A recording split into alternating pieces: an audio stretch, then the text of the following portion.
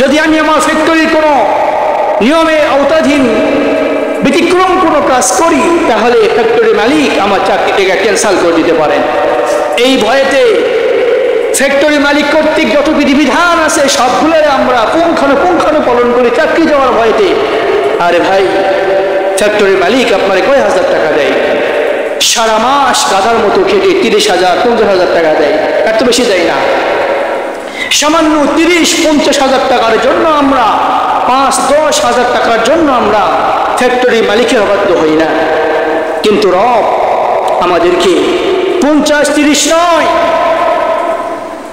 এত নিয়ামতে ভরপুর করে রেখেছেন।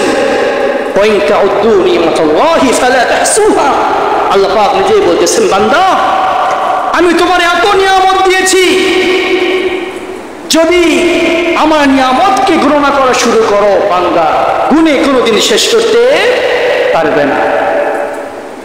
আমার অসংখ্য নিয়ামত ভক্ষণ করে বান্দা আমার বিরুদ্ধে কেমনে চলো, আমার অবাধ্য কেমনে হও? আল্লাহ পাক কেমনে বুঝাইবেন আমাদেরকে বলেন?